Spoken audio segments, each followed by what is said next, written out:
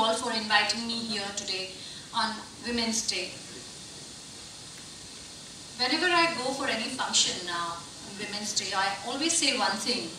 Why only 8th of March? Why only 8th of March? Why not all the days of the year? Because we don't stop working on 8th of March, right? Women, obviously, are very, very important part of the society, just as men are.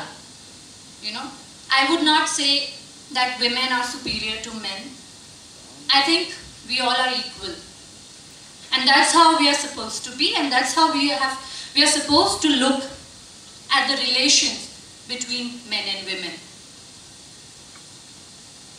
So, why did we have to come up with a day like this? Maybe because the years and years we have seen that women, unfortunately, have not been given their due. Despite being such an important part of the society, we have not been given our due. But slowly and steadily, things are changing. We have live examples in front of us. But I would like to say one thing. That there are a lot of women who do not get the opportunity to come to this stage. But doesn't mean that they are any less. Okay? I believe each and every woman plays an extremely important part in the society. Be it being a mother, I know how difficult it is to raise a child. I have a child of my own. And how difficult it is to raise a child, manage your household, and if you're working, manage your work. It is an extremely challenging job. But a lot of us are doing that extremely well. And a lot of women who have chosen not to go outside and work, they are homemakers. And they are also playing an extremely important role, and their job is also equally important. Please let us not think that they are any less, than anybody who is, working outside and, getting any recognition for their job. I know how difficult it is to stay at home and manage your household and manage everything. So anybody who tries to tell you that, don't listen to them. Because no matter what you do, unfortunately, women are judged at each and every point. Okay, so if you choose to go outside and work, and if you have a child, and if you decide to go home early from work, they will see you as, incompetent. They will not give you important positions. If you stay outside and work for longer hours, they will call you what? Irresponsible. They don't care about these women. Look at them. They are working throughout the day. They don't care about their child. They don't care about their families. If you talk to people, they will see you as loose. If you don't talk to them, they'll see you as snobs. What do women do? One thing, stop caring. Stop listening to such people who are ready to judge you for whatever you do. You need to do that. You need to have your standards of behavior according to which you will live your life. If we start listening to everybody, we will not be happy. We will always be trying to please somebody, and in the process be very unhappy inside, because we will not be doing what we really want to do. So it is very important. I see a lot of young women and a lot of women here, that please understand that. Okay? Don't try to please everybody, because you cannot. And stop behaving like you're a superwoman. We are not superwomen.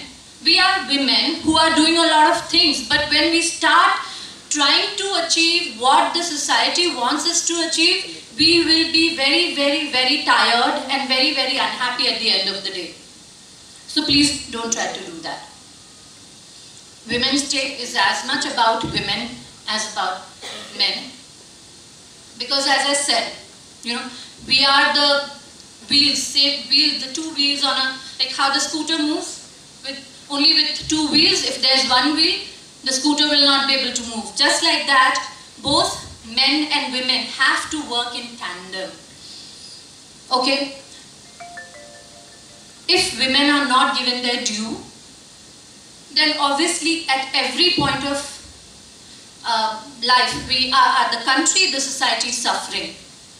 There are statistics which prove that because women are not given equal opportunity at work, our GDP has come down. So you must have all heard about that, how our GDP is affecting negatively, adversely being affected because of women not being given their due.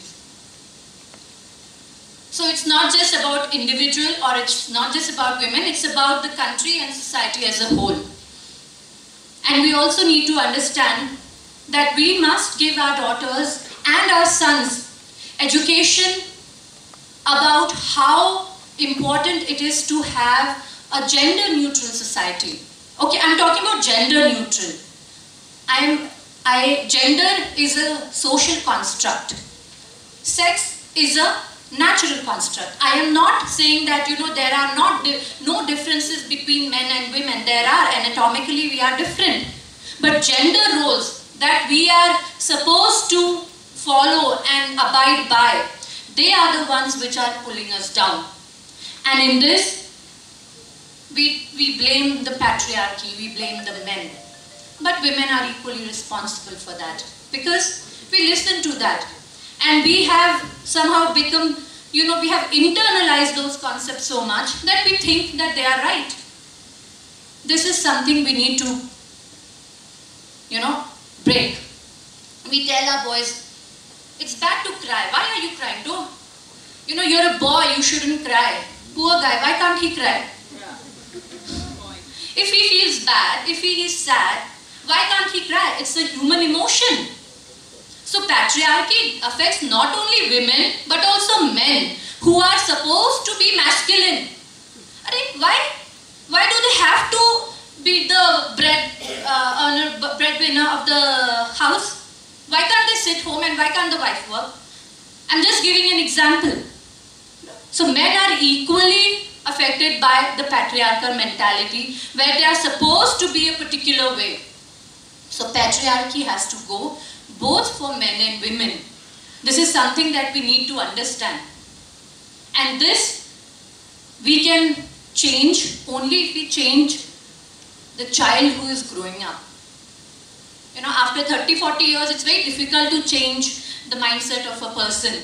But while the child is growing up, both your sons and daughters, tell them how important it is to have equality between all, and how important it is to shatter these chains of patriarchy that we have wrapped around ourselves. So this is for all of us to do. Today, you're awarding a lot of women, I believe, who have accomplished something in the society. I congratulate all the women, and I hope we all keep moving forward in our journey towards emancipation. And emancipation is not just economic in nature, it's also psychological.